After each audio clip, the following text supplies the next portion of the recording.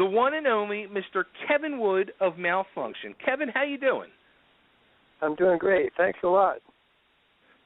Kevin, I'm super excited to talk to you. Been a fan of, the whole Malfunkshun, Mother Love Bone thing for many years. So it's actually an honor to talk to you, so I'm excited about this. Yeah, well, I'm excited to talk to you, and thanks again for having me on. It's really nice. You're welcome. Now, you got the whole, the band's back together going on. You've been doing it for a few years now. But as I was going through and, research and stuff, I didn't realize you guys actually formed in 1980. Yeah, it's a long time, huh? Back in the Stone Age. Now, in the 80s, in the early 80s when you guys were starting, were you more like the metal that was going on at that time, or? No, it was more of a punk thing back then. We started Malfunkshun. My brother Andy and I started it, and basically learned how to play as we basically started the band and then learned how to play. So we molded our sound off of what was easy to play, and the punk scene was happening big time at that time. And not just the crafted punk that people knew from the Sex Pistols, but more extreme punk and hardcore punk that Discharged, Charged GBH, Antipasti, bands like that, underground bands were our influence at the time, and we modeled ourselves after that. And then we threw in a little bit of the Plasmatics on top of that for something to look at while we're playing. So we were influenced by that coming up, but definitely on the heavy edge, and that's what, of course, it molded itself melded into a heavy rock band as we got better and honed our chops. Now, were you and Andy both self-taught in guitar and bass, or did you guys take lessons, or?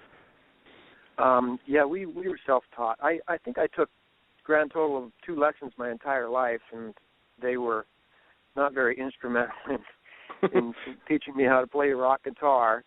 I remember I was going to go to college and learn how to play music that way, and I needed to learn some stuff. And I went to the guy's house. He was an instructor on Bainbridge Island, and he blew me off. And so I said, "Well, screw it. I'm not gonna go to college and learn how to play guitar. I'm just gonna learn from my friends and watch everyone's fingers." And that's what I did, basically. Cool. Very cool. Now, also, too, the white face you guys used to wear. Now, you didn't wear it as much, but Andy wore it a lot. Where did that come from? Was it influenced by anybody, or just a way to make you guys stand out? Or Well, we were heavily into Kiss when we were kids, and Andy loved them more than I did, and of course he wanted to be like Paul Stanley, and that's his favorite Kiss guy, and so he did that, and then myself, I wanted to be more of the dark presence, more of a Jimmy Page's kind of thing, and then Regan, who was our drummer at the time, had his own persona, and he called himself Thundar, kind of like a Norse god kind of thing, I actually just met Peter Criss last week, and he was the nicest guy. I couldn't believe how nice he was. He literally jumped into my arms. He's like, "Man, I just want to give you a hug." He goes, "This is just so good." I was like, "Cool, all right, man, thank you." I was just blown away. Here's friggin' Peter Criss, who you grew up, idolizing and wanting to be, and he's jumping in your arms, giving you a hug. It was weird. Well, yeah, crazy. So, and then something else, too. I saw, I guess you guys tried to get on Sub Pop, and they turned you down? Yeah, they said we were not grunge enough. But, at the time, grunge was a term that was used for these up-and-coming sort of, I guess it was a second wave of punk that was coming out in the late 80s, early 90s. And these younger guys were starting out and kind of, where we were when we first started out and before we started to evolve into a heavy, big rock thing.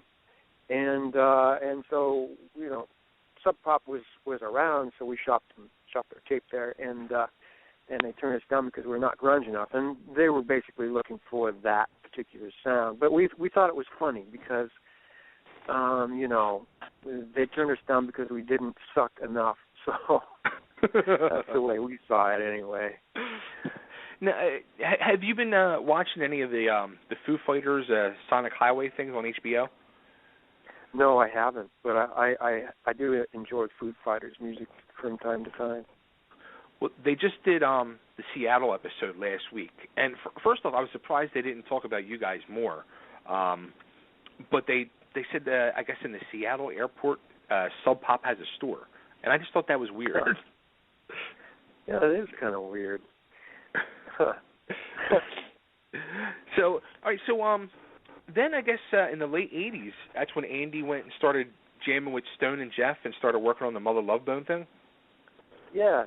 Actually, we shared rehearsal space with Green River, which was Stone and Jeff's band at the time, and we gigged with them a lot. And Andy became friends with Stone, and they had a little project, a side project going on called Lords of the Wasteland, where they were doing some covers and whatnot. And then that sort of turned into Mother Love Bone, and then the rest of the story is. Everyone knows that Love Bone got a great shot with the majors and put out a couple great discs. But that was definitely an exciting time. Now, were you ever like part of that at all early on? Did you want to be part of it, or? Well, yeah, it was my idea actually to have. Andy wanted to put the bass down, and he wanted to just sing. And so I was looking at Green River, and I thought, well, that band is sort of, they've got a little of this and a little of that. And then the day that they broke up, I thought, hey, well, let's get Stone on rhythm guitar, and let's get Jeff to join us for bass, and then we'll have the lineup we need to set Andy free, and then we'll have the rhythm guitar, because I'm a lead guitar player, and but anyway, it didn't quite turn out that way. They had other plans, and I don't know what the deal was, but I was not really on the inside so much because I lived over on Bainbridge, and I didn't hang out, after hours. For me it was right. strictly business. Go to the shows, go to the practices, and then retreat to my my native land, where I can have some sanity. Get out of the city, But I'm still on great terms with all those guys, and I did wish them well, and actually, Malfunkshun never broke up. We knew that it was Mother Love Bone wasn't going to be the only thing that Andy ever did, and he would come back to the fold for sure. In fact, I was working on some music with Andy right before he died that was actually slated for his solo album, but. There was never an official breakup. It was just a hiatus, if you will. Right. Now, I guess it was in '04 is when you first started putting the Malfunkshun back together? Yeah, actually it was. And I went to, actually, I think it was a little earlier than that, maybe '02. We started doing a recording project, and with Greg Gilmore, actually the drummer from Mother Love Bone, on the drums. I was doing some vocals. My other brother Brian was doing some vocals, and we redid some old Malfunkshun songs and created some new ones. And after a few years of not doing much at all, that was like kind of the kickoff. And then we started gigging a little bit here and there, and actually, we did a great show during the premiere of Malfunkshun, the Andy Wood story, which is a box set that came out before it actually was officially released. It hit the festivals, and so there was a big deal going on about that. And we threw together a lineup with me and Stoney Gossard and Regan Hagar and Sean Smith. And it got me really thinking, well, this lineup can work. Of course, Stoney's a busy guy. He couldn't commit to it. But I put together the Malfunkshun Monument CD after that with that lineup. And that includes songs that Andy penned in lyrics some old Malfunkshun songs that never got released, and then of course my riffs and my take on the.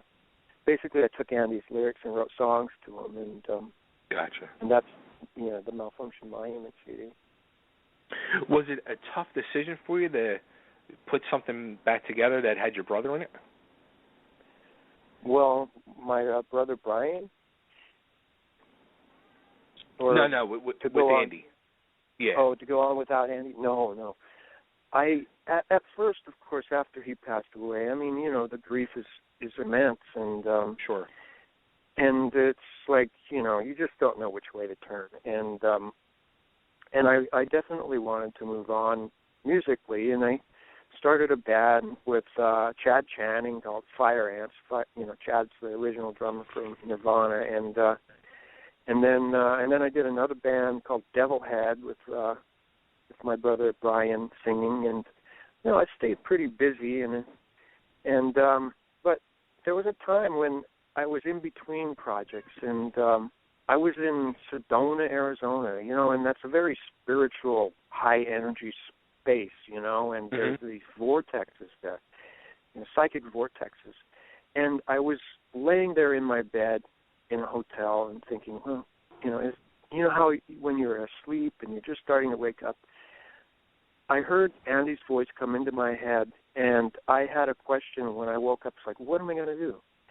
And Andy's voice, loud and clear, says, start up the band. And it was like, duh, what? I didn't have to say what band. It was like, okay. It's high time, because it was kind of my idea in the first place, and I asked Andy to join, and of course, right. He's being such a great performer and so gifted musically. It's always been hard to have somebody come and try to fill those shoes, and basically nobody can, but I've got a new singer now, Tony West, who is filling those shoes quite well, and we've got a great thing going on now. And we were playing in L.A. Last week, maybe about 10 days ago, and we had people crying because they were so moved by our performance and how we're taking these old songs and just putting the new life into them, putting the love rock feeling out there, and that's awesome. And I mean, things couldn't be better that way. Now, how did you and Tony hook up? Oh, Tony and I met on Facebook, and like a lot of people do, we just started messaging each other, and you know how it is, though. It's sort of like when you've got a girlfriend, and you're kind of playing the field a little bit because it's not going to work out, but you haven't quite, done what you needed to do. I had a singer already in the band that was not working out, and so I was, thinking all along, hey, Tony's great, and he loves Andy, and he can sing just like him, and he writes cool lyrics, and I was thinking, God, I need to stay in touch with this guy. So we just started talking and staying in touch loosely over the months and years, and we got this gig to play a benefit. It wasn't a benefit show. It was a tribute show for bass player in Alice in Chains. And I'm drawing a blank on his name, and people are going to hate me for this. But Mike Starr? Is that it? Mike Starr, yeah, of course. And his whole family was there and everything. And we had this gig, and I hooked up with Tony in person, actually, for the first time up here in Santa Rosa, and he started telling me about him and Mike being such great friends and how he had played that gig the year before, and I just came up, why don't you just come and sing a few songs with us as a tribute to Mike? And nice. And he came up to Tacoma, and we had a gig. We did Junkhead. We did some of the Love Bone songs, and it went over so well. And the vocals were coming out loud and clear, and so I just asked him, hey, man, you want to learn the rest of the set and be the singer? And he just jumped on it. That's awesome. Yeah. It's amazing, a lot of people say Facebook might be bad or evil, but it's amazing when something good comes out of it, right? Yeah, it is. I used to get so angry at Facebook, and I would watch other people's posts, and I would just go, "Oh, I can't believe that so and so," and just get riled up.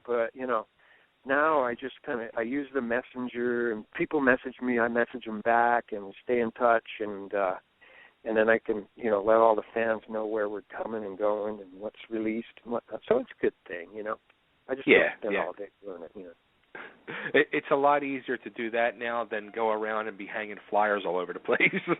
Oh, I know, flyers. In my entire career, I don't think I've hung more than I have never hung a flyer until maybe just this last couple years, where I brought a flyer to a club where we were playing and said, "Hey, where do you want to hang this?" So yeah. Now, one thing too. I mean, you've gone through a bunch of singers over, I guess, the last 10 years, and now that you're settled with Tony and very happy. But is there even times though when you're playing one of them old songs and you look over and it's kind of weird that Andy's not there for you? No. Andy's been gone for so long. I mean, God, I've been playing music longer than he actually ever lived, and Andy never goes away, period, though, and I feel his presence, and there's not a day that goes by where he doesn't enter my mind in some way, and it's all good, and right. I know that if Andy is at a gig with us and watching from heaven or whatever, he's smiling and he's happy, because this is living the dream that we had together, and he didn't want that dream to die, and not seeing Andy out there with me, I've gotten over that, and there had been times where that was kind of rough, but and there are times, when I think about him, and I do get depressed about, the way things turned out and how we lost him at such an early age. But, life goes on, and I know that he approves greatly of what we're doing, because we're doing it right, We really are. Yeah. That's awesome. Now, what are your guys' plans for 2015? More of the same. We're actively booking. We're looking at festivals now, and we don't have anything booked that I can plug. But we're also at the same time working on new material. I've got some new stuff coming out. It's almost ready to go. I've got a live recording actually that's just about ready to come out of the cooker. So yeah, there's things coming out and things happening, and we're definitely going to be booking heavy. Cool. Now, how about that too? I mean, being that you've been playing, we'll say professionally since 1980, and the music scene and business has changed so much over these past 30-something years. Are you more excited maybe now that it's almost so easy for you to be able to go and record and get it all out yourself and be able to hit such a, to basically hit around the world now through the world of the internet, where before it was so hard? Mm-hmm. Yeah, now it's easy to be worldwide, and putting the stuff out there and getting a response and getting people interested in it, even people who have never heard of the thing before. I mean,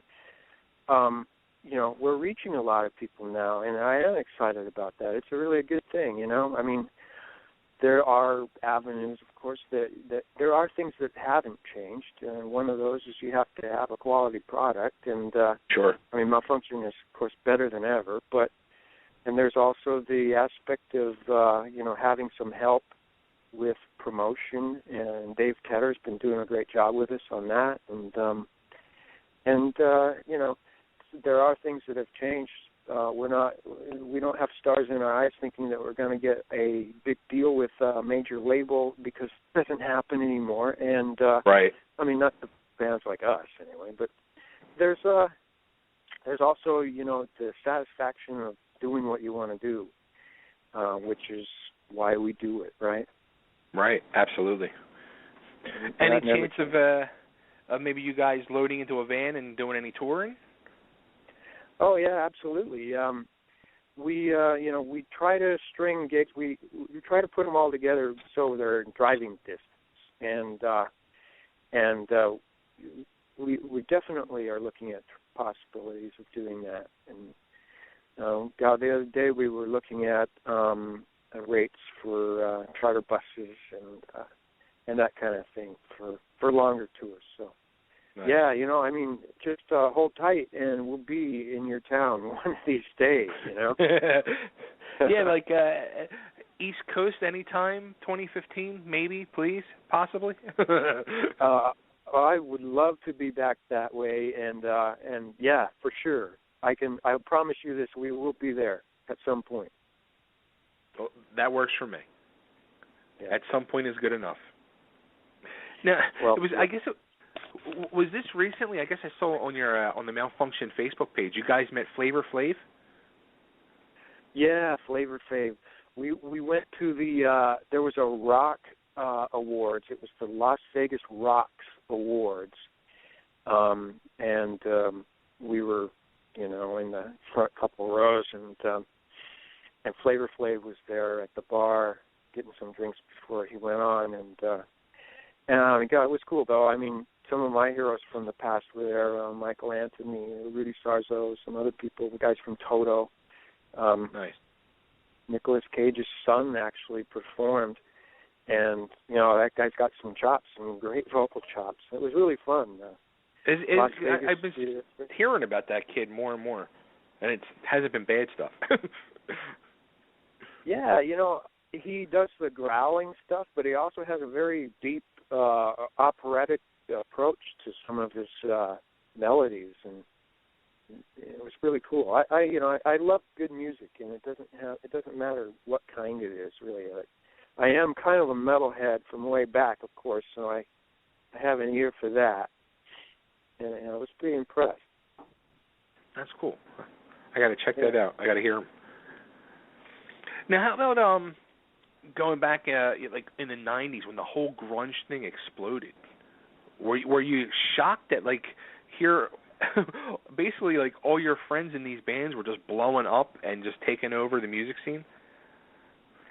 I know, what an exciting time it was. I mean, for me, I had a level of commercial success with my other projects that, probably, wouldn't have happened if that whole scene hadn't just erupted. And yeah, man, what a time to be in Seattle. It was like, you just had to keep pinching yourself to say, is this real? Is this really happening here? God, this is crazy. Yeah, I mean, not really, I guess people would ever think Seattle would be the hotbed of music. I know, but when you think about it in the past, I mean, Seattle or the greater Puget Sound area, and Bing Crosby from way back, Jimi Hendrix, Hart, and Queenswhere Ike was there before that even happened. Right. And I mean, so it's always been a place, but never like it was in the 90s when it was it was sort of a fashion trend, that whole grunge look, the flannel shirts and the shorts and all that. Of course, we never did that, but but it was huge. It was crazy, wasn't it? I mean, Jesus, it was. I remember seeing these kids, the bicycle messengers, and the way they dressed back in the 80s to keep their pants from getting stuck in the spokes or in the chains of their bikes.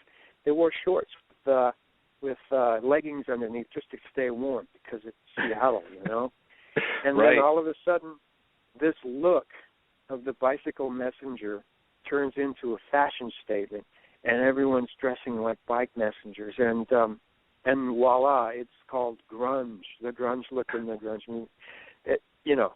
It's crazy. And for myself, always wanting to buck the system and never wanting to conform, and that was part of the whole idea for Malfunkshun too. I mean, if you listen to some of our early stuff, like some of the playing that I'm doing is very out, and I didn't want to be, like one of these, bands or or a star that's just going to conform, play what everybody wants to hear. I wanted to like put something out there different, and during that whole grunge thing, it was like, people say, why don't you dress like the grunge bands and put on the shorts and the flannels and so you look right and grow a goatee and all this shit. And I screw that, I'm going to wear pointy shoes and tight pants. How about that? And so, be it as it was, maybe to my benefit or to my detriment, I've always been a bucker of trends. And but it's not to say that there wasn't some great music that came out of Seattle. I mean, we all know that there are great bands from that era that are still out. Alice in Chains, Soundgarden, Pearl Jam. Absolutely. Where would we be without them? This is true. This is absolutely true. Now, who were some of your guitar influences? Oh God! Well, of course, Jimi Hendrix, Jimmy Page.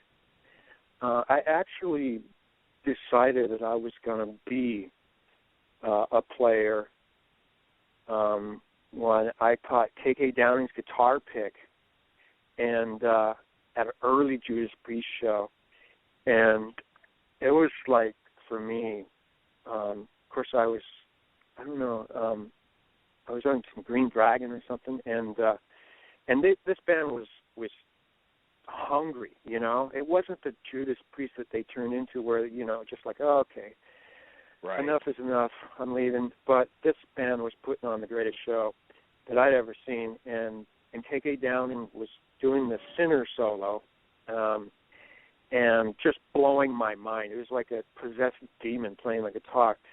And then after the thing, he throws the pick out, and I caught it. Oh, man, this has got to be an omen. And and I took that pick home, and I saved it, tucked in my Bible along with my Led Zeppelin ticket stub, and so I was heavily influenced by that, and then the heavy rock. They didn't even call it heavy metal back then. It was hard rock and acid rock. That just, I thought, this is what I have to do. So do you still have that pick? Down the road. What's that? Do you still have that pick? Oh no, I lost it a long time ago. But it's odd though, because that pick was paper thin. It was a Herco, and it was one of the thinnest picks that I've ever seen in my life. And I play with a real heavy pick. I mean, I can't even use a pick that if it's less than 2 millimeters thick. I feel uncomfortable with it. Did you think that's weird, like when you started playing like that? Because I've done the same thing, like where I've caught picks at shows and they've been real thin, and I play a little bit too, and I thought to myself, how the hell do they play with these thin picks? So I like heavy picks too, so it just boggles my mind.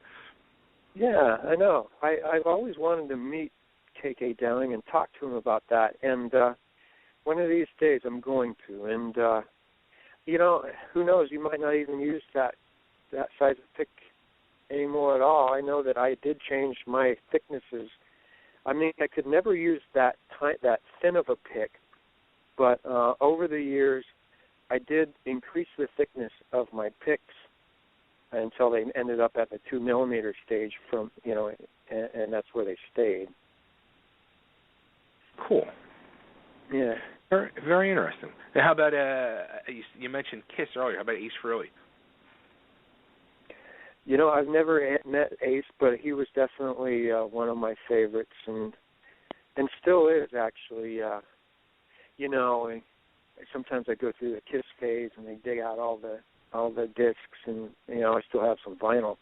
And, and the other day I dug up some of the 80s Kiss, when they took off their makeup, and was digging on some of the Vinnie Vincent stuff, which is like, you listen to his tone, and of all the 80s guys, he had the best tone, I thought. And Bruce Kulick, of course, was great.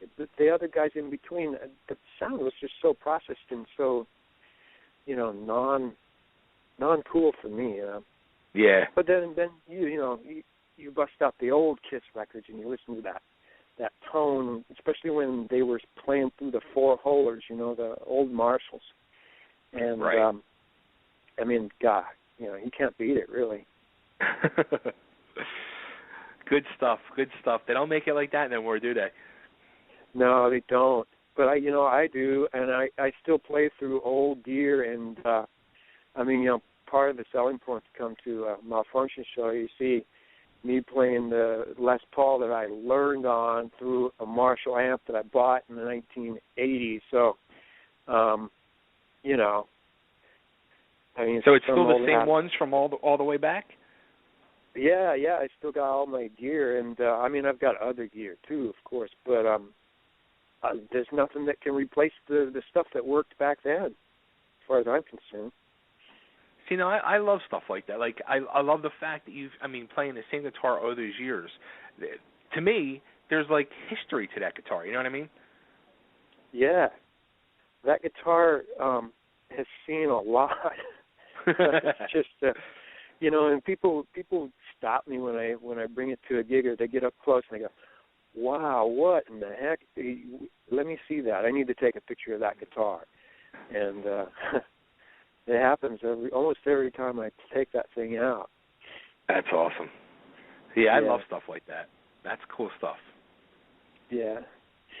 Yeah, I love that guitar. It's a 75 Les Paul, Tobacco Burst Les Paul, and same color as Ace Frehley's first, the guitars that he was pictured with early on. Nice. Wow. And all these years later, it's still going. Yeah, it is. Actually, it's about ready for its third refret, so. Oh, that's good stuff. Hold on to that guitar. Don't get rid of that thing, ever. No, heck no, I can't get rid of it. And, I think about all of the practicing and all of the playing. I mean, I'm a guitar nut, I've got, 15 guitars, and that one's my favorite, of course. And I think about all of the notes that I've played in my lifetime, because I'm a fast player. And I learned how to play fast before Yngwie even, right? Before Yngwie came out. And then I'm thinking, if I added up all of the notes that I've ever played, it's got to be in the trillions by now. And and I just think about if you could take every day that I played and record every second of it, or if there was some sort of cosmic recorder out there, maybe on my deathbed, every solo that I ever played in my life will come back to me in a flash, and it'll be like 10 trillion notes, and they'll be 30-second notes at that. Mind blowing. Hey, you know what? That'd be a nice way to go out, though. Yeah, I think it would be. You go, hey, that was fun. Because that's what I live for. It's like the notes, the fast playing, the feeling. The rock guitar. It's kind of, for me, it's just about everything. And my wife asks me about what I'm interested. I'm going to get a new tattoo, and we're talking tattoos, and I'm thinking, well, maybe I'll get a guitar on my arm. And she said, well, what else are you really interested in? What would be something that people could look, or that you would be happy with, that's part of your life, Would it be what besides a guitar? And I'm thinking, well, that's really about it. And I'm drawing a blank. I'm going, I don't know. I have no idea. But saying that, I mean, that's basically saying, guitar, music, that's, the major part of your life. It is.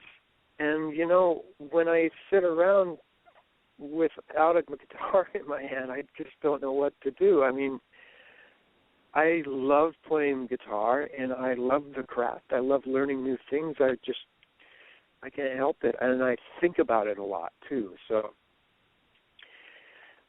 I don't know what I'd be doing if I didn't have the guitar. What's your all-time favorite guitar solo? My all-time solo? Yep. Oh, God. Well, it changes, it changes a lot. Depends on what I'm really focusing on. And I really loved, there was a solo in, it was the first Merciful Fate LP. The first song had a great solo, like about 30 seconds in. I just thought that was mind-blowing. Right now I'm digging on some neoclassical stuff, and I don't know, maybe something Yngwie did, Trilogy Suite stuff. I don't know, man. There's just so much good stuff. The solo from Are You Experienced, that backwards thing, right. I love that, and you know what? I used to actually be able to play that thing and make it sound backwards, and because I spent a lot of time with Jimi Hendrix under my fingers, and I'd have to say that one would probably be, and it's not really all that notey, really, when you think about it. Right. But it's the vibe, Right. And it takes totally. Yeah. It's funny. I was thinking about this morning as I was driving. My 3 all-time favorite guitar solos: Jakey Lee, "Bark at the Moon," George Lynch, "In My Dreams," Randy Rhoads, "Over the Mountain." Those are some great solos, for sure. Over the Mountain is awesome. Yeah, how about Randy Rhoads? What's your feelings on him? Well, Believer is my favorite Randy Rhoads composition. Nice. Believer. I was lucky enough to see that song performed live with him at the helm there, and actually it was before that album came out. They were saying, "This is a new song, and I hope you like it." And they kicked out Believer, and I said, "I like it." I'm sold. Yeah. That's awesome. Good stuff. Yeah, I mean, God, when you think, isn't it crazy? I mean, you think about it, there are so many masterpieces of music out there that it's so hard to just pinpoint one and say, "Oh man, that one." Oh God. How about this? How about this? Because I love friggin' music. How about is there a song that makes you, when you hear it, you start to cry? That's happened, and I'm thinking of Judas Priest right now, the Stained Glass album, Better by You. It actually brought tears to my eye when I was listening to it one time. Wow. But speaking of Stained Glass, how about the solo to Beyond the Realms of Death? There you go. That one. And then, of course, Sinner, right? Yep. K.K. Downing flying on Judas Priest was my first Green concert. Dragon. My first concert, I think it was 83, Defenders of the Faith Tour, maybe 84. Defenders of the Faith Tour. Yeah, my very first concert. Wow.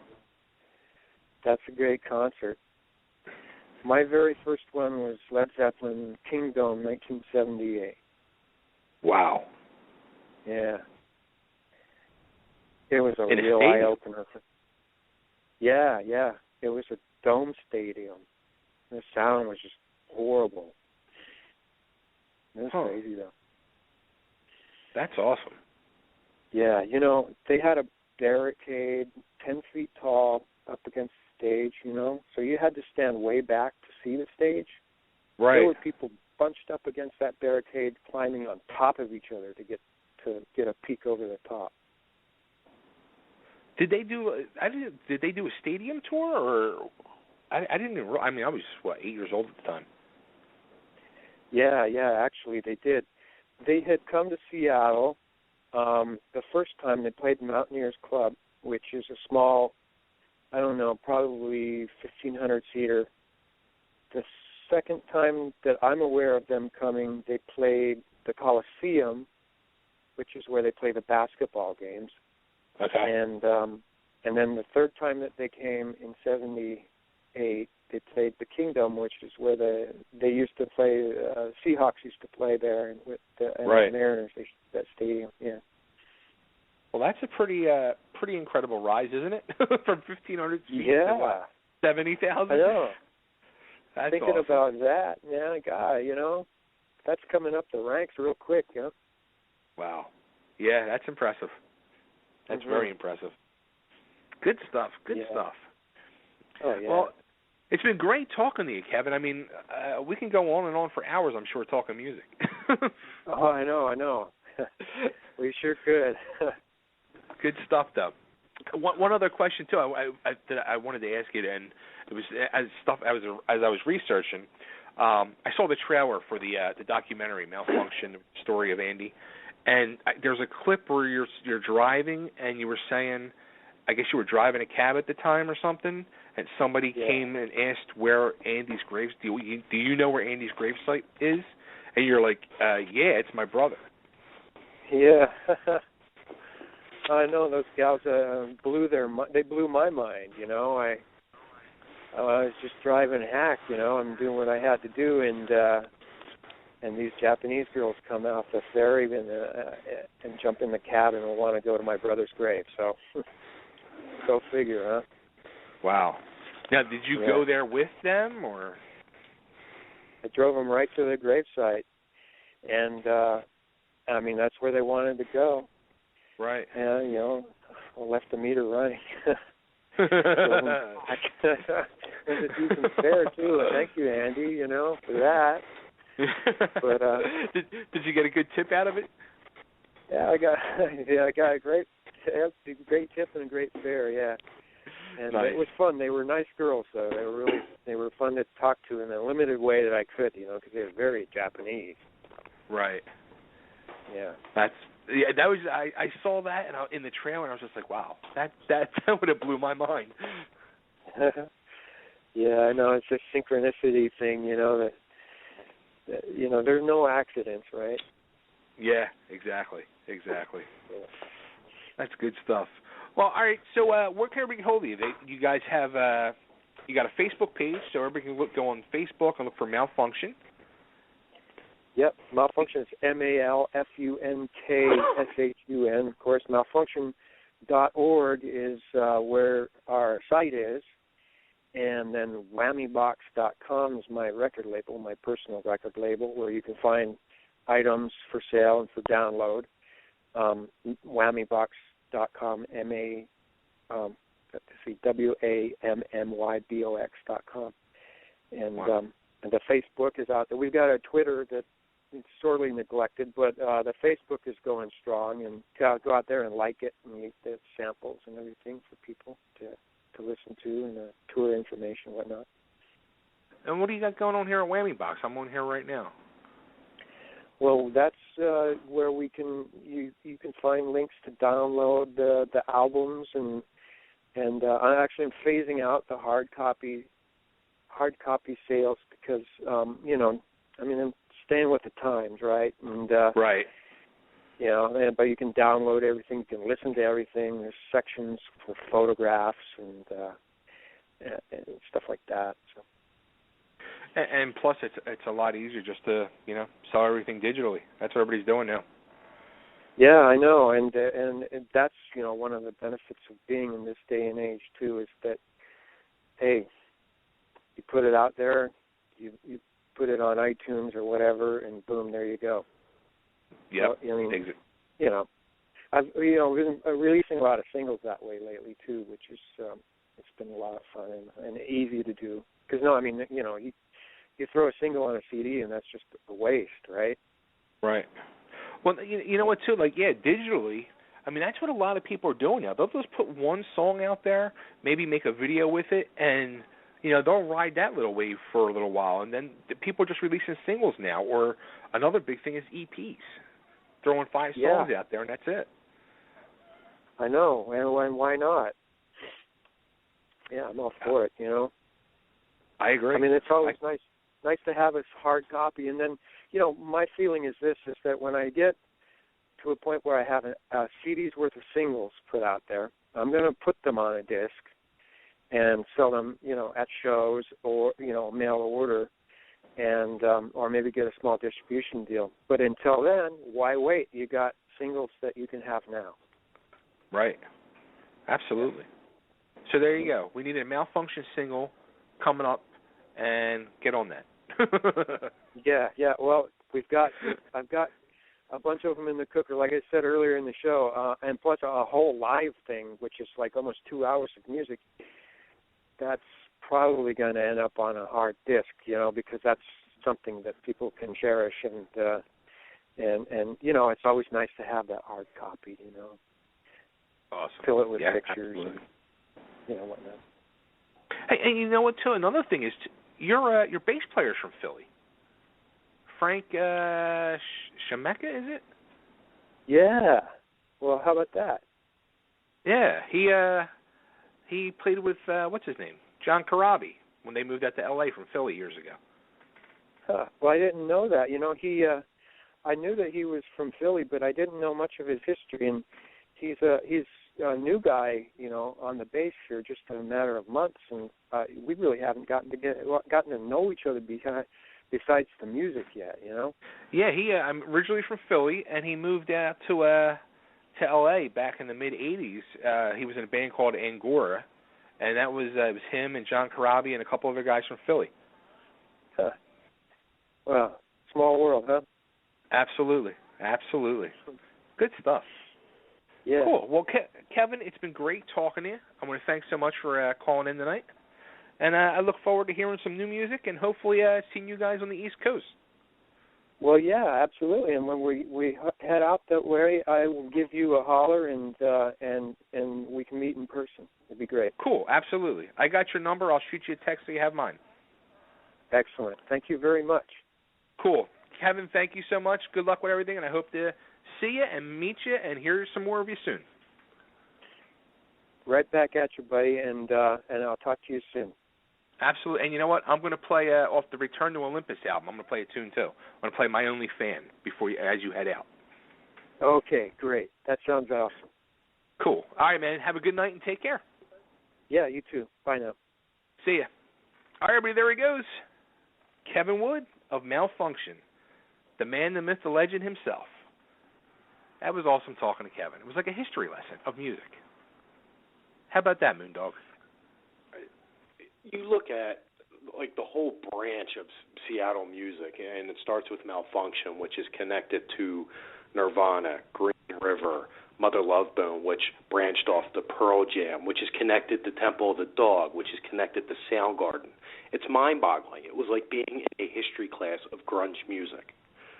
Yeah, instead of like what's it, like the 6 degrees of Kevin Bacon, you could do the 6 degrees of I guess Andrew Wood, and it just spawns out. Absolutely. It's amazing. Absolutely. It's amazing. Some excellent music. You've had a lot of guests on this show, and that was my favorite interview. Awesome. I'm happy to oblige. It really brought me back to my high school years. It really did. That's awesome. Yeah, I mean, it was great talking to him. I hate that when you're talking to somebody like that, though. I hate going back and keep asking questions about, Andy and all that. Yeah. I feel kind of bad, but not only do I want to know, I know other people want to know answers too. So it's part of not only musical history, but it's part of his history, and there you go. So let's play part of his history. This is from Malfunkshun's release that came out, what was it, in the mid-'90s they put this out. It was a bunch of their songs, the recordings they had put together that were never officially released until the mid-'90s, and they called the CD Return to Olympus, and this is called My Only Fan. Here it is.